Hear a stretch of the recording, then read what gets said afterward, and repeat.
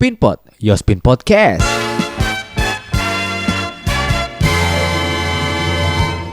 Kembali di Pinpot, Yospin Podcast. Di episode kali ini di podcast sebelumnya gue pernah ngobrol juga sama orang ini. Tapi ngebahasnya soal memang dia sebagai performer. Tapi di episode kali ini gue mengingat teman gue yang ini ternyata tidak sebagai performer aja, tapi sebagai orang yang apa ya bilangnya? Udah kenalin dulu deh. Kita hari ini gue bersama dengan Pierre. Halo. Wih, Pierre. Ini teman lama gue dari zaman SD. Yoi. Teman lama gue dari zaman SD. Terakhir lu kuliah jurusan apa sih? Gua di Trisakti ya. Iya. Gua ngambil ilmu keuangan, salah satu fakultas yang baru lah. Oh iya, pada zaman itu ya. Pada zaman itu mungkin sampai sekarang hitungannya Masih masuk baru ya? tahun ke-8. Oh berarti masih banyak plastikan dong. Masih baru. Mobil baru kali Dashboardnya ya. suka bau Iya. gitu kan biasanya. Bau pabrik ya. Nah, apa tadi? Akuntansi, D4 ilmu keuangan. keuangan. Mm-mm. Nah, yang bikin gua agak menariknya di sini orang ini adalah gue berapa kali suka ngeliat, kalau nggak salah dulu udah zaman Instastory belum ya? Udah ya? Udah sempat Instastory belum sih? Awal-awal ya? Dulunya tuh yang mana? Pas ngampus.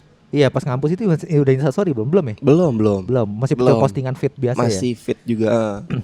Nah, di feednya itu gue berapa kali suka lihat dia tuh lagi ngupdate kalau dia lagi unjuk rasa. Iya gak sih? Unjuk rasa itu bahasa halusnya demo lah udah. Bangsat. Saya udah mencoba mengalus-alusi loh. Kenapa jadi bos? Langsung aja tuh poin. Demo. Iya. Oke, Iya, demo. iya. Kenapa? Apa yang mau melatar belakangin lu untuk demo? Ya. Karena sorry gue potong dulu sebelumnya. Gue dan Pierre ini ketika kuliah ini posisinya berbeda. Gue tuh tipe-tipe yang kuliah pulang. Sekali nongkrong di warteg. Benar. Karena nggak sanggup pak. Gue di kantin, nggak punya duit. Betul. Nah, sedangkan lu tuh yang relasi lu banyak di kampus. Nah, kenapa apa yang melatar belakangin lu untuk ikut demo, cuy? Iya. Dari lu sendiri dulu deh. Lu sendiri. Ya kalau latar belakangnya sih, ya dibilang karena apanya ya sebenarnya nggak jauh-jauh karena dari kebijakan kampus dulu pertama tuh. Oke. Jadi sebelum kita mengkritik yang lebih lanjut, ya kan, dalam arti segala bentuk regulasi atau beberapa kebijakan pemerintah lah ya. Itu kita melihat kiri kanan dulu nih. Nah, ada semacam dibilang ketimpangan sih bukan ketimpangan ya, tapi kayak semacam rasa tidak adil lah. Gitu. Jadi rasa tidak adilnya itu dalam hal ya ini kasarnya aja kita bayar cukup mahal di Trisakti per semester sekian gitu loh, belum lagi diikuti dengan berbagai macam biaya-biaya lainnya dalam arti praktek dan lain-lain sebagainya lah ya. Nah itu istilahnya udah cukup mahal kita keluarkan budget atau dana untuk kita kuliah di situ. Namun apa yang kita dapat itu semacam nggak worth it lah. Oke. Sebagai contoh banget paling basic deh. Anak Trisakti pasti tahu. Lagi enak-enaknya ya belajar gitu ya, tahu-tahu listrik mati. Oh gitu. Macam SD Impres ya? Iya gak sih? Aduh. Gak ada genset apa gimana? Nah, kalau kita pikir sesekali dua kali nggak jadi masalah lah. Begitu kita coba tanyakan kepada pihak kampus gitu ya, salah satu pengurus kampus, oh kita ada gitu. Lah terus kenapa nggak dinyalakan gitu? Nggak tahu, selalu dari awal sampai dengan kita pertengahan kuliah alasannya selalu sama, ya kan? Itu nggak pernah nyala, Bung. Oh jadi kayak sini sebelumnya gini, kita di sini ngobrol ini bukan untuk menjelek-jelekan. Enggak. Bukan. Ini realitanya kan. Kenapa itu? Ya. Kenapa itu memang istilahnya? Mungkin pada zaman lu itu begitulah. Ya, nah, ya Sekarang gue enggak, nggak tahu deh. Mungkin karena lu udah lulus kan? Udah lulus dari tahun berapa tahun? Gua udah berapa tahun lagi nih? Gue singkat sih kuliah di situ. Oh iya. Masuk 2011 keluarnya 2017 lah. Oh iya, singkat ya. Singkat banget itu. Memaksimalkan waktu yang diberikan ya. Berarti ya. Itu 2016 2016 sorry. Sebenarnya gue 2016 lulusnya. Cuman waktu itu lagi ngantri lah buat kelulusan Iya, itu. iya. Ngantri itu kan 2017 ya, berarti. 2017 awal. Sekarang 2021, 2017 ya berarti ada beberapa tahun mungkin udah banyak berbenah dong. Mungkin. Iya, mungkin, kan kita kan betul. nggak tahu. Betul, Jadi betul. itu Ya gue berharapnya juga begitu ya. kita ngomong itu yang dulu ya. Yang dulu. Nah, Benar. berarti awal pertama kali lu mau melakukan demonstrasi itu di lingkungan kampus. Betul, di lingkungan kampus. Karena ya itu yang gue bilang tadi. Kebijakannya tuh ya lama-lama tuh kayak semaunya gitu loh. Oke. Pada saat itu lu sebagai apa? Maksudnya cuman lu ikut-ikutan atau bahkan lu yang memotori Nah, atau mungkin lu cuman yang apa ya? Konspirator atau gimana nih? gue boleh ikutan, bukan gue yang memelopori. Ah. Karena memang gue mungkin dibilangnya salah satu anak kampus yang tongkrongannya tuh agak sedikit beda gitu. Oke. Ibaratnya kan lu anak ekonomi nih, ya lu nongkrong sama anak ekonomi lah. Betul. Ya kan? Nah ini enggak. Gua anak ekonomi jatuhnya gitu ya. Nongkrongnya sama anak-anak hukum. Udah gitu dapetnya anak-anak hukum yang anak-anak yang memang ya garis kiri semua, Bung. Oke. Untuk yang nggak tahu garis kiri apa ntar bisa di Google sendiri aja ya. Kita nggak usah jelasin ya. Nah, Ya terus? itu. Nah dari situ gue seneng, jujur gue seneng karena kritis gitu. Dan apa yang dikritisi itu memang sesuai gitu loh. Oke. Nah dari situ mulai banyak juga yang diberikan lah semacam ada edukasinya lah. Jadi kita nongkrong tuh di anak-anak hukum ini tuh semacam ada edukasinya lah. Oke. Itu. Nah dari awal tuh mungkin masuknya dari kebijakan yang ya, istilahnya yang tadi lah, udah bayar mahal, lalu sering istilahnya sering mati listrik gitu kan. Nah terus lama kelamaan tuh naik lagi tuh isu-isunya. SKS lama-lama makin naik, naik mahal. Nah itulah di situ. Berentet ya jadinya. Berentet jadinya. Berentet. Gitu. Dari situlah. Itu inget gak pertama kali lu melakukan demonstrasi di kampus? Itu tahun berapa cuy? Oke, kalau 2012 kah? Setelah kuliah? Kan itu masuk 2011 kan? Kita sama iya nih. sama 2011 kita masuk. Kurang lebih itu di 2013. Oh 2 tahun setelahnya. 2 tahun setelahnya. 2 tahun setelahnya. Terus inget gak pertama kali hal yang lu lakukan? Maksudnya kan gini, lu baru banget nih kan demo nih ya kan ceritanya. Lu persiapan apa cuy? Apa lu mungkin udah dari rumah udah sarapan yang banyak gitu kan? Atau mungkin lu udah siapin odol? Oke. Atau gimana? Kalau untuk konteksnya demo atau unjuk rasa di kampus sendiri ya, internal kampus, dibilang persiapan sih nggak ada ya. Nggak ada persiapan apa-apa. Cuman kita udah diberitahukan nih dari senior yang ada itu kita harus solid lah gitu. Maksudnya jangan istilahnya gitu, jangan lengah. Karena ada satgasnya di kampus itu. Nah ini yang istilahnya intel kampus lah. Cepu. Kurang lebih seperti itu. Nah jadi dia nih yang kayak gampang banget dengan mudahnya lah. Itu narik salah satu mahasiswa yang unjuk rasa tapi tahu-tahu lengah. Nah dari situ tuh bakalan istilahnya dalam satu unjuk rasa akan lebih berdramatisir dan segala macam. Nah dari situ tuh gitu. Nah jadi paling persiapannya sih itu lu jangan lengah ya. Intinya gitu. jangan lengah aja. Oke. Terus pertama kali lu akhirnya berani untuk keluar. Maksudnya gini, apa ya tadi ya, demonstrasi yang di luar gitu tentang kebijakan pemerintah. Pertama kalinya lu inget gak? Ya. Tahun berapa cuy? Kebijakan apa? Tadi kan sebelumnya juga sempat ditanya awalnya banget ya untuk demo atau istilah unjuk rasa di internal. Itu kan 2013 itu awal. Nah masuk pertengahan kurang lebih Agustus lah. Maret ke atas lah ya, kurang lebih Maret sampai Agustus itu ada kebijakan begini, di mana premi waktu itu mau dihapus. Oh ya gue inget tuh.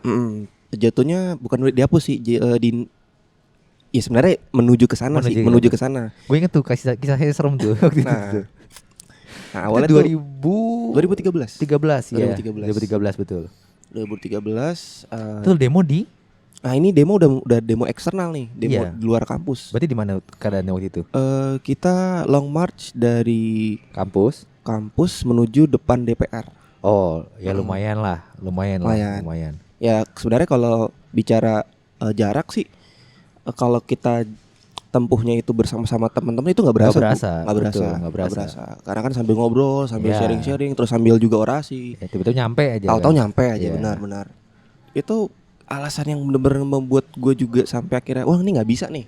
Karena begini, gue waktu kuliah itu memang kendaraan yang diberikan sama orang tua itu untuk menuju dari rumah ke kampus itu motor. Oke. Tapi itu memang atas nama nyokap, itu punya orang tua lah. Iya, istilahnya. iya. Nah tapi nyokap gue itu selalu mendidikku gini, lu udah gue kasih Jajan. transportasinya, Oh, ya lu isi sendiri dah bensinnya. Oh, oke. Nah gitu kan. Oke. Karena nyokap bilang, lu dulu dari zaman SD, SMP, bahkan SMA juga udah mulai naik sepeda kan? Oh iya benar. Sepedahan tuh. Gue sama Pierre nih anak sepeda dari lama. Oi. Cuman lamaan dia sih. Nah dari situ nyokap bilang, ya kalau mau, ya ini saya udah Usaha. kasih uang jajan, ya terserah. Gitu, jangan minta lebih lagi lah. Gitu. Oke. Nah sampai akhirnya kan kebetulan itu 2013 kan kita udah 2 tahun lah di dunia perbeatboxan lah gitu kan. Oh yes, betul. Oh ya FYI ini Pierre nih performernya itu sebagai beatboxer ya? Iya, gue kasih tahu dulu. Maksudnya mungkin ada yang belum tahu kan? Oke. Ya terus? Nah dari situ ya gue mikir, oh oke, paling kalau ada uang hasil gue manggung, ya gue simpen gitu, gue keep lah. Nah ini yang untuk membiayai gue beli bensin, terus nambahin fotokopi. Ya lu tau lah sebagai anak kuliahan kan. Ntar nih, apalagi kalau misalnya dapat dosen yang kalau ada perbaikan, beli buku lah. Itu tuh. Biaya terhingga ya, kadang-kadang ya. Nah terus akhirnya dari situ akhirnya gue mikir, wah, gue kan jadi ngerasa ini bensin gue beli sendiri, ya kan. Terus juga dari berbagai macam pertemuan sama anak-anak hukum tadi ini, ya kan yang tadi gue bilang, gue nongkrong itu nggak cuman nongkrong gitu lah, ada semacam diskusi singkat gitu kan. Nah itu sempat dibahas untuk RON 88 ya, premium tuh RON 88. Itu paling istilahnya prosesnya paling mudah, tapi cuma di Indonesia yang paling mahal harganya. Sedangkan kayak di Venezuela, bahkan di negara tetangga kita tuh, Venezuela paling murah. Iya. Itu cuma 2.000 apa 3.000-an gitu. Oke. Sedangkan kalau di Indonesia itu bisa dari yang 4,5 tuh rencananya dinaikin ke 6.000-an kan. Nah karena wah gue ngerasa banget itu, bener-bener gue ngerasain banget, wah ini kalau naik ke segini nih nggak bisa nih. Nggak nutup lah ya. Nggak nutup nih gitu kan. Oke. Wah akhirnya udahlah, gue juga ada rasa mau protes terhadap negara pada saat itu. Oke. Itu latar belakangnya. Lalu apa yang terjadi pada saat demonstrasi itu? Awalnya baik-baik dong. Awalnya baik-baik dong. Iya dong. Waduh ini cukup panjang ini.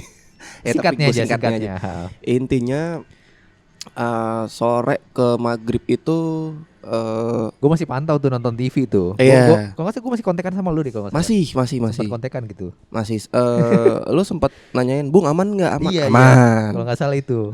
Itu masih sebelum maghrib tuh kan. Bener. Gunanya masih sebelum maghrib. Tapi ada saat kita kan jatuhnya gini loh. Kalau di lapangan itu kan korlapnya bilang satu komando, udah kita ikut gitu kan. Nah, udah ada semacam masukan. Ini kita bakal disemprot apa sih itu yang gas air mata, water cannon. Water cannon. Itu kalau ya for your information aja nih, kalau kalau water cannon tadi itu biar kalian bisa bayangin aja ya, itu semacam kayak kalian naik motor terus ketabrak di kecepatan 80 km per jam. Jadi bisa mental. Kenceng ya? Itu kenceng banget. Sorry, pada saat water cannon itu isi cuman air aja. Airnya nggak yang beracun, nggak air biasa doang. Iya, maksudnya kan kalau gue pikir itu bukan kandungan air. Apa? Enggak. Itu pure air normal. Oke. Terus? Berarti udah ada sounding mau tembak itu. Jadi akhirnya komunikasi yang dari awal kita bangun lah saat itu, gue sama lu gitu kan. Itu yang tadinya lancar akhirnya tersendat karena gue udah dikasih plastik. Ini lo masukin dah tuh gadget lu apa segala macam supaya nggak kebengak basahan. Oke. Nah dari situ gue udah nggak pegang handphone. Komunikasi gue dengan teman-teman gue nggak cuma lu juga pada saat itu kan ada teman-teman gue yang lain juga. Oh lo ini udah balik gitu. Ah itu udah benar-benar nggak udah terputus. Gitu. Nah sampai akhirnya karena kan itu gue diminta matiin juga gitu kan. Udah begitu udah dibungkus oleh plastik, masukin. Nah benar aja chaos. Sekitar jam setelah maghrib itu kurang lebih jam 7 jam setengah 8 nah itu chaos. Berarti awalnya yang chaos itu karena memang ada rencana itu, maksudnya karena water cannon itu yang bikin chaos. Nah kalau yang bikin chaosnya itu sendiri sih dari yang udah demo di Indonesia itu mulai chaos itu biasanya karena ada satu cepu, ada satu mata-mata lah kurang lebih. Jadi dia mengatasnamakan bagian dari rakyat, tapi ternyata itu begitu kita cari tahu lebih dalam, ternyata itu polisi sendiri, cuy. Jadi gini, itu kan posisinya sekitar 5:30 mau masuk maghrib itu pagar yang kan pagar DPR itu kan kiri kan itu ada 2 kiri kanan slide gitu kan kiri kanan. Yang kiri jebol itu seberat 1,5 ton. Iya, gue lihat tuh itu jebol. Dan pada saat itu kan memang kalian cuman ya udah jebol aja gitu, nggak maksa masuk kan pada saat itu. Nah, kan? Seinget gue kan awalnya memang nggak maksa masuk, tapi dikompori. Nah banyak yang mengompori segala macam karena kan itu juga ada lapisan masyarakat lain selain mahasiswa. Iya, gue ngerti karena gini, karena menurut gue sebenarnya mahasiswa ini ketika demonstrasi ya udah demonstrasi aja gitu kan. Iya. Ada yang mengatasnamakan sebagai mahasiswa atau itu mungkin banyak. Warga gang berapa gitu kan. Bahkan anak-anak STM cuy. Iya. Anak-anak STM. Iya, mungkin itu yang gimana lah. Karena kan yang jadi provokatornya kayak itu kan. Bakar aja bang, bakar. Bener. Ke-trigger kan. Itu ke-trigger. Nah oke. Terus akhirnya pada saat chaos itu apa yang lo lakukan? Pada saat chaos akhirnya sebelumnya tuh kita sepakat bikin anyaman. Jadi kayak tangan kiri kanan kita tuh harus kayak gandengan, tapi bedanya kalau gandengan pakai tangan. Ini pakai siku. Ini pakai siku. Ya dalam siku ya. Nah sebenarnya waktu ditembakkan awal mulanya chaos itu karena ya si cepu ini udah dibilang ini garis terakhir. Jadi itu kita akhirnya mau nggak mau masuk. Udah seperempat dari pintu DPR itulah kita masuk. Yang jelas sebelum air mancur yang ada di uang 100 ribuan tuh.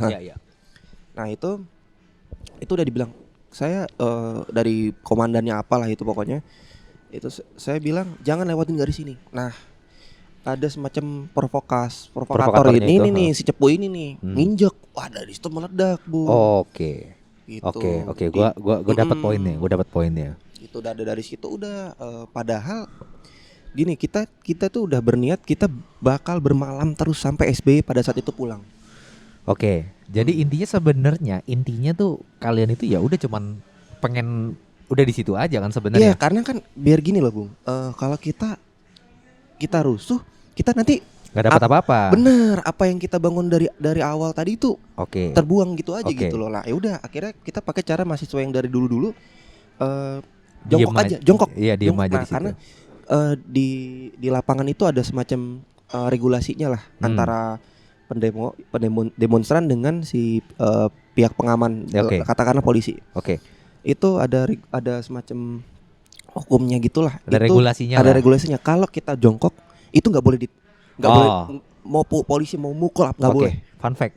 Jadi ketika pendemonstran itu jongkok aja. Pada hakikatnya nggak boleh. Jongkok terus kita bikin anyaman itu nggak boleh. Pada hakikatnya nggak boleh di. Polisi nggak boleh itu. Itu ada hukumnya gitu.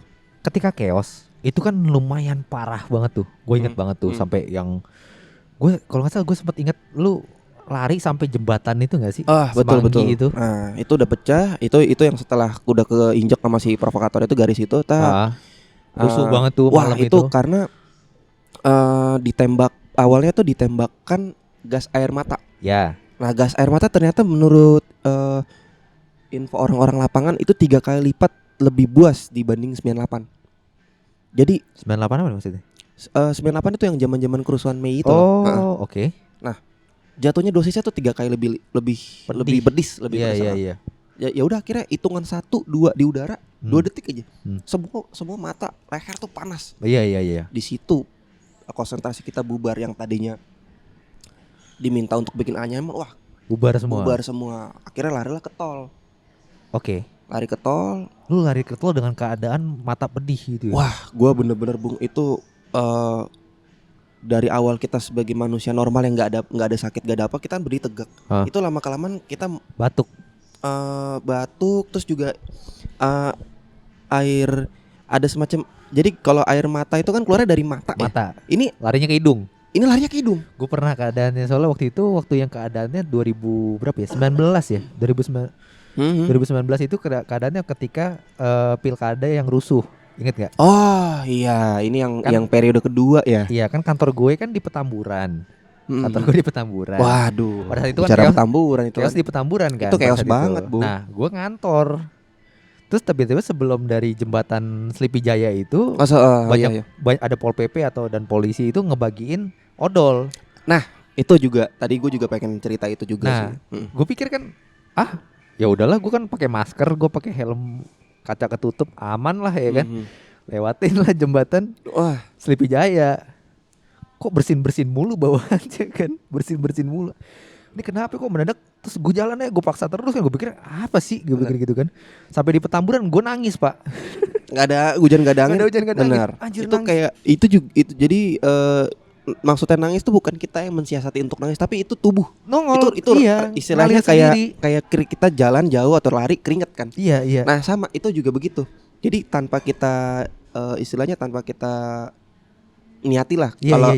Kalau nangis normal kan karena kita gue sedih apa gitu. Ini enggak. Pada saat itu lu pakai odol? Udah ada yang bagiin.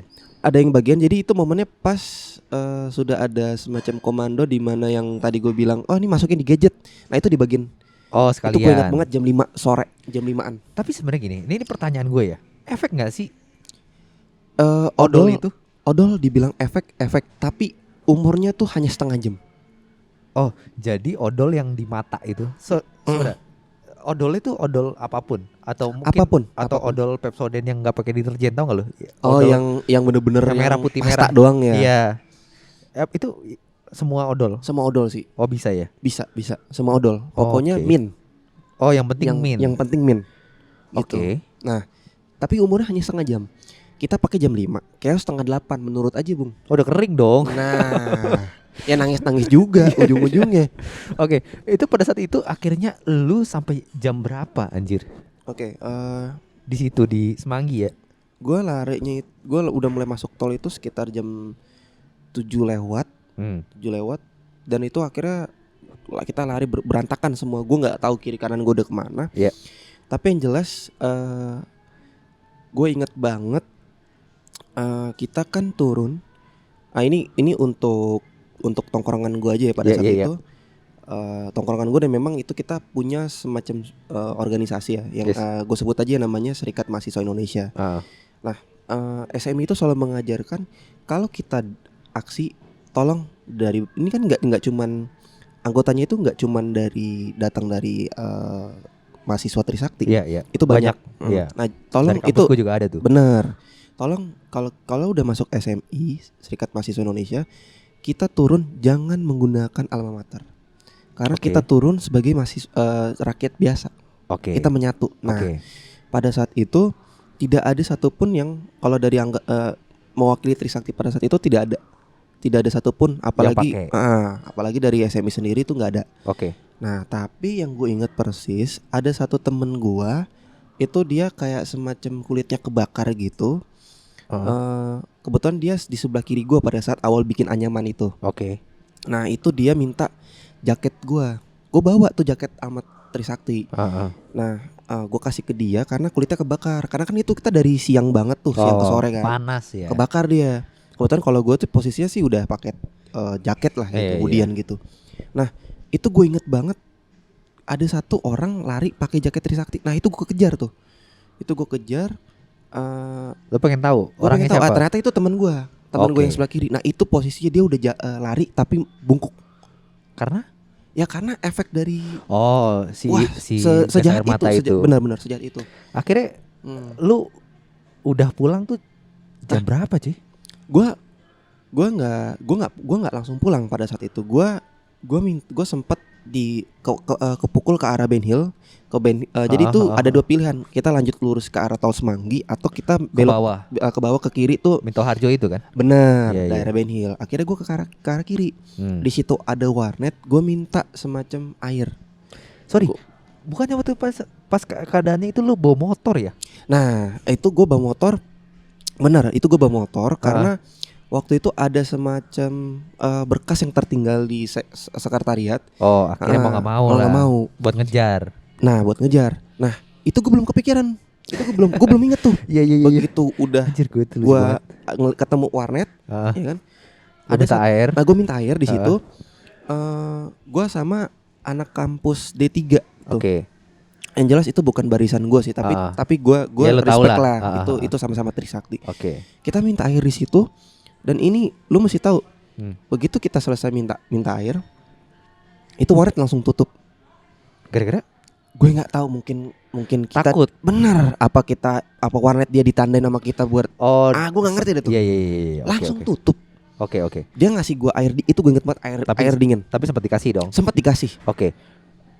Terus ketika itu tuh jam berapa cuy? Itu udah mulai masuk jam 7.15 setengah 8. Udah malam. Udah malam. Gue pikir lebih tengah malam lagi. Nggak, itu karena kan itu setelah maghrib tuh udah mulai chaos kan. Motor lu gimana? Nah, gue mulai ngehnya itu karena gini, gue anjing dari warnet sampai Ben Hill baru inget motor. Dari warnet yang posisinya itu memang udah di Ben Hill lah. Kebetulan ada satu temen gue yang dari SMA ini, kebetulan dia habis membeli rumahnya Titi Kamal. Itu ada rumah Titi Kamal, bekas rumah Titi Kamal tinggal di situ di Ben Hill. Itu teman gue beli. Oke. Nah, gue inget tuh di situ. Wah, rumahnya Titi Kamal, rumahnya teman gue nih. Oh, lu nyamper. Gue nyamperin. Itu posisinya mata gue pedasnya luar biasa. Wow, udah sambil nangis-nangis. Diterima dong sama temen Diterima lo. sama kebetulan temen gue lagi ngekos di daerah Cawang. Iya. Yang terima itu gue omnya. Oke. Oh ya masuk. Nah ternyata omnya juga aktivis 98 juga. Dia mengerti. Terus pada saat itu gimana? Omnya nanya, motor kamu kemana gitu? Kamu bawa motor nggak? Dari situ. Wah. Wih, motor pinggir jalan lagi. Motor lu waktu itu diparkir di mana cuy? Dekat halte ya, seberang DPR kan? DPR. Ada halte itu kan? Ada halte, ada jembatan penyeberangan. Iya, yang biasa joki 3 in 1 itu zaman dulu itu kan. Benar di situ banyak nongkrong di situ. Kan? Anjir. Oh iya. Nah sampai akhirnya gue udah mau keluar nih, ditahan sama omnya temen gue. Nggak sabar, keadaan belum chaos, keadaan masih chaos gini. Iya. Ini masih dar dem. Oh kedengeran karena posisinya dari DPR sama rumah om gue ini dekat. Iya kan Ben Hill ke rumah om temen gue ini dekat. Iya Ben Hill ke Senayan kan lumayan dekat gitu. Terus akhirnya lu jam berapa itu ngambil motor? Gue jam 9 kurang. Jam 9. Gue jam 9 kurang terus dikasih tahu di belakang sini biar ada semacam gang kecil itu langsung tembus DPR katanya langsung di seberang. Iya langsung ketemu seberangnya DPR itu. Nah kebetulan gue turun akhirnya gue ikutan akses si rekomendasi omnya teman gue ini. Tapi dia bilang itu ada Pak Ogahnya. Itu ada Pak Ogahnya. Kasih aja berapa gitu. Gue ingat banget gue megang 20 ribuan, gue kasih 20 ribuan, akhirnya dibuka tuh gerbang. Oh oke. Jadi kayak semacam ada jalan tikus tapi digerbangin. Iya. Ya mungkin karena keadaannya chaos itu ya pada saat itu. Tapi kalau nggak chaos mungkin ya nggak ada masalah lah maksudnya orang benar. Jadi itu mungkin biasa dibuka biasa aja gitu. Tapi motor aman. Nah begitu gue keluar, itu langsung motor gue bung. Itu langsung motor gue. Tapi aman gitu maksudnya bener sama sekali nggak ada spion copot, atau helm nggak ada gitu. Aman banget. Aman. Cuman yang kelihatan gak aman itu kan motor gua kan merah hitam ya. Merah hitam ya. Semuanya udah abu-abu. Full abu-abu. Itu abu-abu dari sisa pembakaran residunya si gas air mata. Oh, ngefek ya. Waduh, parah bung itu. Oh itu jangan-jangan yang suka di aspal bukan sih? Yang aspal terus yang kalau kita lewat terus naik. Enggak gini. Oh gitu. Petasan aja deh kita bakar kan ada residunya tuh. Ini seperti itu semacam itu. I see. Oke, dari lu inget gak sih udah total berapa kali ikut demo yang di luar? Kurang lebih demo yang di luar ya. 3-4 kali lah. 3-4 kali. Dari 3-4 kali itu ada gak sih demo yang sangat berkesan banget? Mungkin yang tadi atau yang mana yang berkesan maksudnya kayak wah gila nih gue bakal ceritain ke anak cucu gue nih someday gitu loh. Yang pertama sih tadi ya. Iya satu. Yang pertama yang demo DPR itu terkait kebijakan premi mau dihapus. Iya. Itu yang pertama. Chaos banget sih emang itu. Karena memang itu gabungan banyak banget. Iya iya, emang Itu rame bahkan banget. ada semacam orang dari Medan itu Datang. dia datang, Anjir. dia bener-bener bela-belain ke depan DPR untuk istilahnya untuk unjuk rasa itu. Terus yang kedua terkait demo 12 Mei, demo kampus gua. Oh. Nah, tapi posisinya ini udah gua mau lulus. Jadi mungkin ketika gua, nah, kenapa gua bilang ini cukup berkesan juga karena posisinya gua udah cukup umur di situ lah, mesti cukup umur, saya udah cukup senior lah di situ. Iya, lu respect lah ya, lu di-respectin orang ya. Gua keluar, gua menenangkan masa tuh waktu itu. Oh. Itu sempet chaos. Dan Abang-abangan gua ya kurang lebih istilahnya begitulah ya. Bang. Nah, terus gua bener-bener masuk tuh. Kebetulan kan ada demonya itu kan di depan kampus, itu ada kayak semacam jembatan gitu, Oh, jembatan ya. Nah, memang dulu hujan peluru tuh di situ, Bung. Oh iya, pada saat yang kejadian itu mahasiswa. 98 itu. Jadi di bawah ada, di atas juga ada. Iya iya, tahu. Nah, yang di atas ini mau ditarik-tarikin. Gua lupa sama entah dari petugas kampus yang gue bilang Satgas kampus itu. Pada tahun itu. Enggak udah. 2017 itu kan. Lu mau lulus kan 2017. 2016-an. 16 ya. Akhirnya gue menenangkan masa. Udah. Dan ternyata cukup efektif itu. Oke. Cukup efektif. Jadi udahlah, kita cari jalan tengahnya ya, bos. Kita bilang gitu kan. Iya. Gini. Akhirnya dari yang karena apa? Gontok-gontokan. Oh. Intinya gini, kalau di lapangan itu, kalau antara pihak A sama pihak B saling gontok-gontokan dan nggak ada satu orang yang minimal udahlah bang. Oh. Itu nggak akan kelar, Bung. Ngerti. Nah, gue hadir di situ. Udah ini ngapain sih? Sekarang ya kita kasih pengertian lah. Oh. Bang, ini kan anak-anak baru. Iya. Ya wajar lah mereka mengenang ini gini segala macam. Ya tapi nggak gini juga. Ya dari mahasiswa kan juga jadi begini, Bang. Mahasiswa juga kan ada semacam bargainnya juga, ada semacam kepentingannya juga lah, Bang. Abang hargai juga lah. Ini kan jadi intinya lo yang menengahi. Jadi harus ada yang menengahi di situ. Kalau nggak ada itu lanjut terus sampai malam kali itu. Oke. Dari situ gue lupa bertanya. Apa kata keluarga? Nyokap lu, kakak lu, adek lu. Apa tuh? Karena pasti kan ngeri kan. Maksudnya gini, itu kan gambling ya. Ya semoga sih pulang sih aman-aman ya. Betul. Kebetulan puji Tuhan gue waktu kan? yang demo apapun, terutama yang dari depan DPR itu bokap gue udah nunggu depan rumah. Itu dia udah was-was. udah megang rotan, Bung. Sebentar. Dia udah nungguin gue. Iya, nungguin depan rumah. Jadi kenapa orang tua, lebih tepatnya bokap ya? Iya. Bokap ternyata ngeliat muka gue di Metro TV. Oh serius? Bangga dong lu masuk TV. Masuk TV. Oh enggak gitu ya konsepnya. Ya enggak gitu juga, Bung. Sorry. Biasa kalau masuk TV kan biasanya bawaannya vibe-nya gitu kan. Gue itu posisi gue lagi jongkok. Jadi bokap gue ngeliat gue di situ. Aduh. Langsung tuh saya kuliahin kamu tinggi-tinggi bukan buat tim. Aduh. Oh anjir. Terus akhirnya pulang jam berapa tuh sampai rumah? Jam 9:30 kurang lebih. 9:30. Bokap lu dan standby depan rumah. Enggak, 9:30 itu gue udah berhasil. Gue ke rumah temen gue lagi. Jadi jam 10:30. 10:30 berarti lu pulang ke rumah naik motor. Ya kan? Tapi bokap lu udah standby. Bokap gue udah standby, coy. Dihajar. Sempat digebuk dulu. Ya intinya bokap lu marah. Terus ada semacam rasa yang bisa melawan gebukan itu. Bilang, "Pak, perih Pak nih, jangan gebuk dulu, ntar gebuknya habis cuci muka dulu."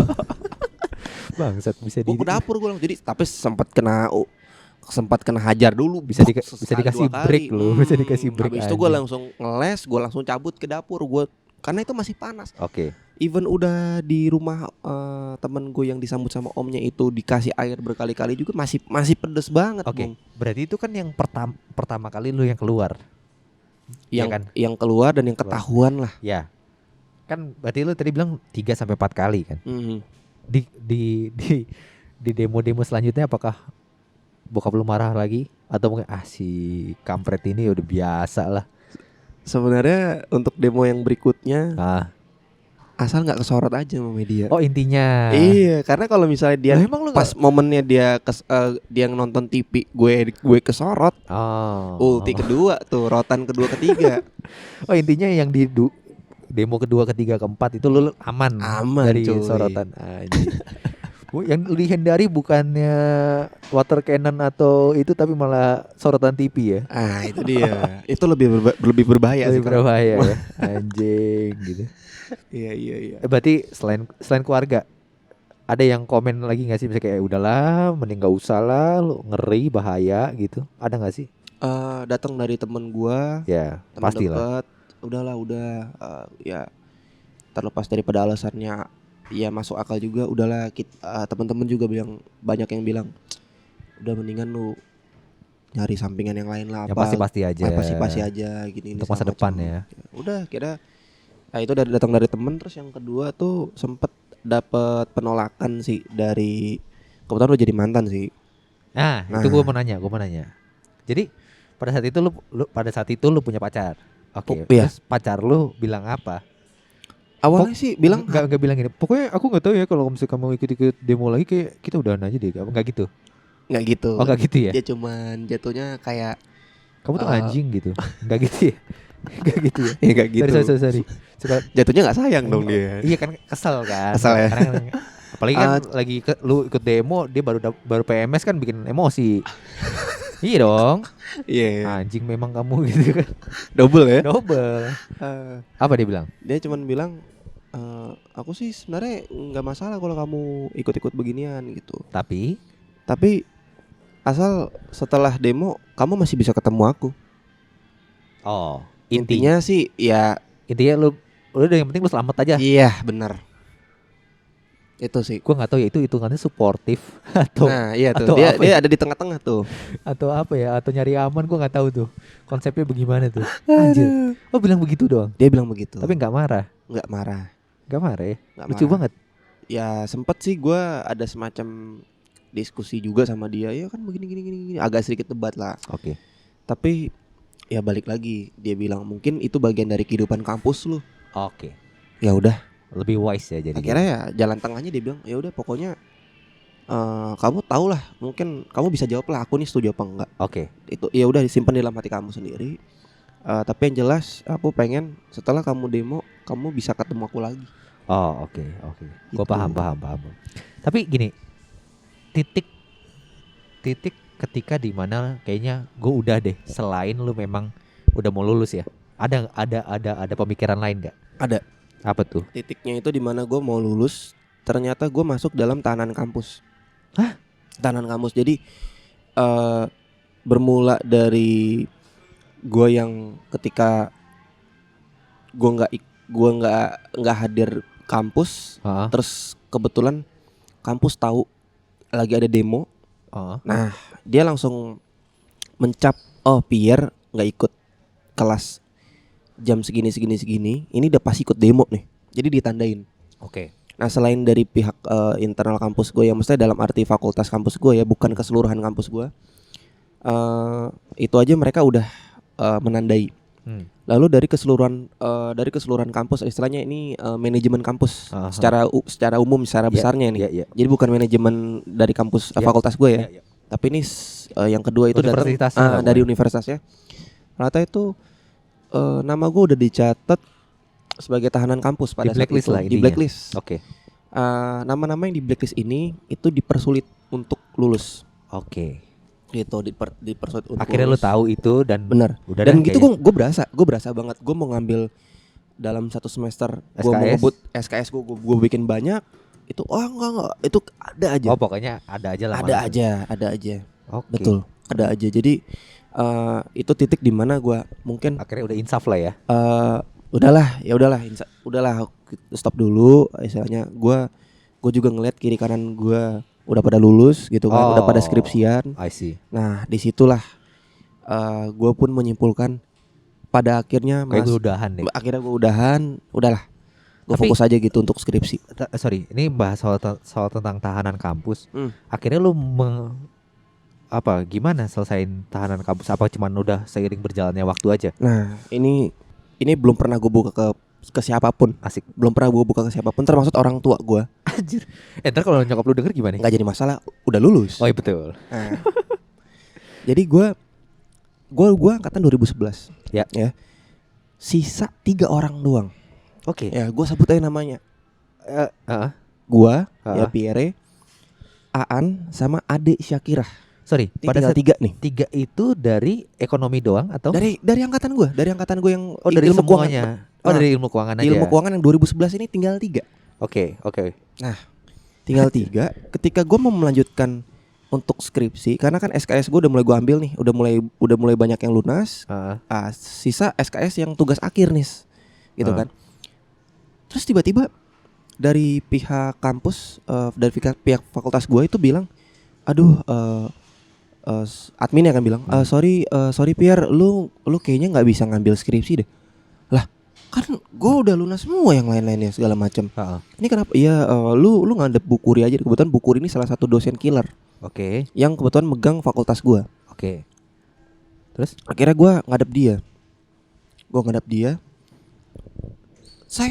Begitu gue ngadep dia langsung ngomong, saya sudah tunggu kamu dari kemarin. Akhirnya kamu baru datang juga sekarang. Wah, terus ada apa Bu ya? lu bilang apa? You kill my brother kayak gitu. Gue pikir mau dikasih hadiah gitu kan. Enggak dong. Ternyata dikasih surat. Begitu gue cek, itu gue udah di DO. Sebenarnya Gue udah di DO. Itu gue ngeliat surat. Sorry, DO-nya antara karena lu udah lewatin waktu. Oke. Wah, tapi hitung-hitungan lu udah bener gak? Maksudnya kayak gini, hitung-hitungan lu kan kayak gua kan kuliah kan maksimal 6 tahun ya. Selebihnya maksudnya ketika mungkin lu tahun terakhir lu akan dikasih surat cinta itu gitu. Iya, dikasih surat cinta. Maksudnya kalau lu nggak lulus lu kena pemutihan nih. Nah, lu udah sampai di situ belum? Apa maksudnya tiba-tiba memang lu nggak tahu atau ya udah dibiarin aja? sebenarnya sih mungkin bisa dibilang udah sampai masa masih bisa pemutihan itu ya. Tapi kalau dibilang ke pemutihan juga gue belum 7 tahun lebih Pak. Iya gitu. iya. Nah, lu 7 tahun ya? akhirnya gue interupsi dulu. Apaan Bu? Kok bisa gini?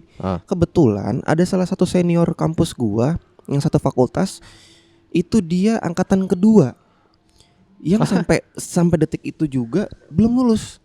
Gue bilang lah bagaimana dengan bang ini gini. Enggak udah. Wah di sini gue mulai ngerasa wah fix nih gue emang udah masuk daftar hitam aja kalau menurut gue. Troublemaker aja. Nggak, ya? Kamu nggak bisa ngeliat dia gini. Lah kok gimana sih gini? Akhirnya gue cari celah.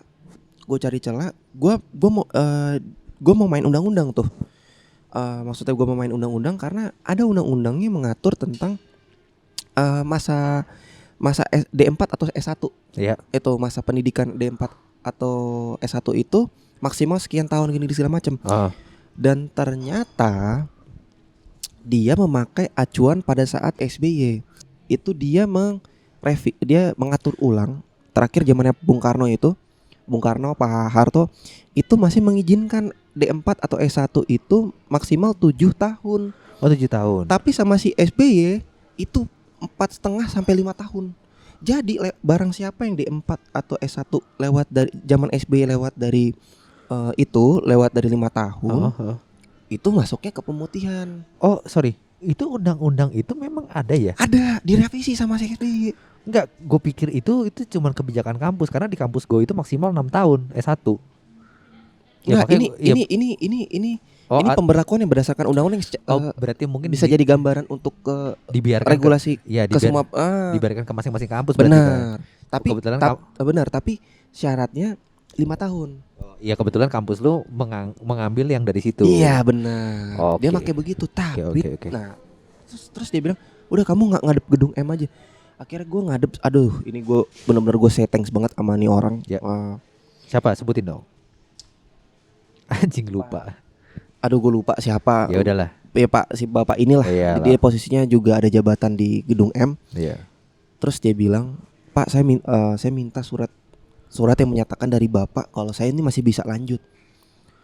Aduh, kamu ini berat juga ya nih kata begitu kan. Orang Jawa banget, beduk banget.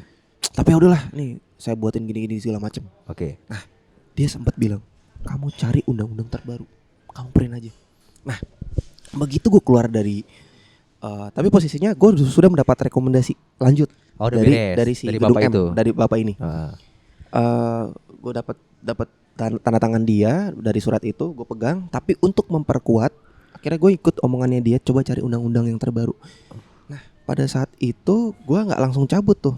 Gue nggak langsung cabut. Itu kan posisinya gue udah Pak Jokowi itu udah naik. Iya. Gitu kan. Gue nggak langsung cabut dari gedung M itu, gue nongkrong di depan gedung M. Gue searching segala macam. Ternyata ada berita dari Detik, gue sebut aja ya, dari detik.com. Itu menyatakan bahwa ada berita Jokowi memanggil seluruh perwakilan, baik itu terserah mau BEM-nya atau presiden mahasiswanya, itu makan malam pada saat itu. Dari semua kampus, dari ada kampus tel, mau swasta atau segala macam negeri, itu semua dipanggil makan di istana. Ya. Dan ternyata isi dari berita itu adalah menyatakan ada 3 poin. Poin yang paling penting itu adalah ternyata direvisi kembali. Jadi D4 atau S1 itu dikembalikan ke 7 tahun. Wah, berarti lu aman. Lewat keputusan Kementerian Pendidikan pada saat itu. Itu sampai akhirnya itu undang-undang dalam bentuk PDF gua ambil, gua download, terus gua kirim ke mantan gue pada saat itu. Kan dia kerja kebetulan kan kantor itu bisa ngeprint lah. Gue bilang, kenapa Anda tidak ke Snappy aja? Kenapa? Cuy, mahasiswa cuy. Enggak ada. Anda bisa ke Snappy lebih cepet. Anda kenapa kurang ajar? Aduh, memanfaatkan lah. Iya betul, ya udah atur lah ya. Bangsat, kenapa? Ya, Beb, tolong kamu ini ada PDF, tolong kamu print lah gini. Ini penting banget nih, ini segala macam. Posisi dia belum tahu tuh. Sampai akhirnya sore gue jemput dia ke kantor, dia udah ngeprint, dia bawain 3 berkas itu. Terus gue juga semuanya. Terus akhirnya di situ ternyata dia baca. Dia tahu kamu di DO.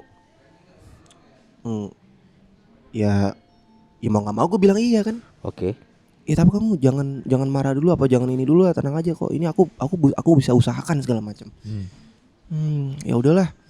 Nah, kebetulan 1 hari sebelum surat DO itu dikirim ke gua, ini yang sedih banget. Apa tuh? Nyokap gua ngegade emas untuk melanjutkan biaya kuliah gua. Bangsat. Aduh, gua bener-bener gua nggak bisa pungkiri itu, gua nangisnya. Gua tapi nggak ngejeri, tapi gua bener-bener kayak wah, becek dalam lah ya. Dalam. Itu gue langsung nangis di depan Bu Kuri pada saat itu.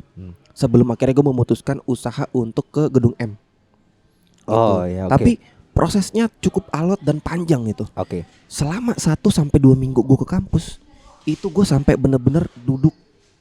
Jadi kayak misalnya ada ruang sekretnya itu di depannya ada semacam tempat duduk. Gue duduk terus di situ. Jadi begitu Bu Kuri sama Pak Isar keluar, ini dua pejabat yang paling berpengaruh di situ ya. Gue selalu mau Pak, tolong bantu Pak Bu gini. Pokoknya maksudnya biar nggak di DO segala macam lah. Sampai akhirnya gue bisa mendapatkan inisiatif dari gedung M untuk main undang-undang itu. Masuk minggu kedua, gue dengan itu benar-benar gue datang pagi. Itu gue sempat ketiduran di bangku itu. Jadi maksudnya ya biar iba juga lah nih orang-orang kampus nih gitu kan. Itu selama seminggu 2 minggu lah itu. Anjir. Nah mau masuk minggu kedua akhir itu ya baru gue dapat rekomendasi gue ke gedung M tuh. Nah, dapat rekomendasi ke gedung M. Akhirnya lu gue dapat nih, gue dapat tanda tangan dan gue bawa undang-undang. Terus gue telepon si Aan dan si Ade ini. Kita ke kampus, kita gebar, ini bisa. Si Aan itu udah mau lapor polisi. Anjing. Ini kalau nggak tembus gue lapor polisi. Buru-buru nggak usah. Sorry. Itu kan lu bertiga. Tapi yang udah dapat rekomendasi itu lu aja atau yang lain juga udah dapat? Gue dapat. Lu cuma lu sendiri. Berdua di kalau nggak salah. Gitu. Si adenya nggak ikutan. Tapi gue memperjuangkan mereka. Ini 2011 tinggal 3 orang udah biarlah keluar lah gitu kan. Terus akhirnya singkat cerita gue ajak, gue masuk ketemu Bu Kuri. Gue bawa stabilo, gue udah stabiloin tuh. Ini. Bu, sorry. Ini ada peraturan gini. Langsung dia cuman dia ngeliat ke meja. Oh, gitu ya. Dalam hati gue dia udah skakmat tuh. Iya. Sampai akhirnya Ya udah, kalau kamu main undang-undang, saya juga main undang-undang. Lah? Wah, gua bilang, kenapa nih? Kamu bisa ngambil tugas akhir nambah 1 semester lagi. Oh oke. Jadi intinya lu bisa lanjut tapi lu nambah 1 semester lagi. Biasalah. Gue bilang birokrasi. Biasalah itu mah. Ya udah, nggak lama kan si adminnya kan admin dari sekrenya yang biasa nyebut SKS segala macem. Itu namanya Indah, sini. Print SKS anak-anak malas ini. Anjing ada anak malas. Anjir, gue kesel banget dalam hati gue. Tuh kan bisa kan, gue udah seneng banget tuh. Bisa nih, bisa. Akhirnya di print SKS kita, besoknya kita langsung kuliah normal. Oke. Berarti setelah perjalanan sekian panjang, benar. Akhirnya gue bisa sampai akhir gue bisa skripsian. Oke. Gitu. Nah itu kan ibaratnya kan lu abang-abang respect lah ya. Ya bisa dibilang gitulah. Ya semoga nih mungkin ntar ada adik-adik yang denger, mungkin bisa mikir kedua kali karena lu perjuangan berat banget sih anjing. Aduh, berat banget itu, gue ngerasain banget parah sih itu, karena gue bayangin gue itu mas nyokap gue bawa ke pegadaian. Iya. Bener-bener yang kayak gue bukannya maksudnya untuk meredam untuk kalian tidak berdemonstrasi, bukan. Nah, cuman maksudnya yang penting tahu tanggung jawab aja gitu loh. Yes. Tahu tanggung jawab, lu mau memutuskan lu mau berorasi atau berunjuk rasa, yang penting lu tahu tanggung jawabnya aja gitu. Oke. Berarti jadi gini, lu ada pesan-pesan gak sih untuk adik-adik mahasiswa asik atau mungkin adik-adik STM yang kan kayaknya rebel ya gitu, kayak woi gue keren nih ikut-ikut demonstrasi dan segala macam. Mungkin di satu titik betul, tapi mungkin lu nggak tahu efek domino yang terjadi. Nah betul, entah lu jadi tahanan kampus, lu dipersulit gitu kan. Lu ada pesan-pesan nggak sih untuk mereka ini nih? Ya. Pesan gua, namanya perguruan tinggi itu kan memang tahapan kita untuk jadi pelajar yang memang dituntut untuk kritis. Oke. Biarkan diri kalian untuk jadi kritis, namun segala risiko harus kita tahu dulu. Dan kalau bisa ketika kita turun ke lapangan, jangan hanya berdasarkan biar dibilang keren atau biar dibilang wah gitu ya. Oke. Tapi berdasarkan kita memang melihat ada ketimpangan atau memang ada perbedaan apa yang kita dapat di kampus tapi tidak sesuai dengan kenyataan di lapangan. Oh, intinya kalau ketika lu punya keresahan, lu sah untuk melakukan itu dong. Intinya gitu kan? Intinya gitu sih. Tapi mesti tahu apa batasan-batasannya. Betul. Batasan-batasan dan resikonya lah. Yap.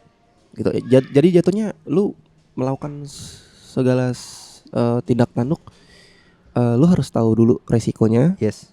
Dan lu harus tahu cara mengatasi risiko tersebut. Yes. Gitu. Jadi jangan istilahnya, ya kasarnya kita bawa motor lah. Kita udah tahu nih suatu saat pasti ada yang nyebrang sembarangan nih. Betul. Resikonya ada untuk kita nabrak atau kita ditabrak. Ya. Nah, bagaimana cara kita mengatasi tersebut? Ya udah, kita harus mawas diri. Bawanya pelan-pelan. Oke. Spion dipakai, kita ngeliat kiri ke depan belakang segala macem. Jadi lebih mawas diri aja gitu. Kita tetap even kayak gitu tetap ada kemungkinan gitu kan. Anjir. Keren. Nah, jadi ya segala tindak tanduk yang penting lo tahu resikonya dan lo tahu cara mengatasinya. Go ahead. Keren. Itu sih. Inilah sebuah kata-kata motivasi ya, bukan motivasi, pesan-pesan dari abang ekonomi ya, hitungnya ekonomi ya.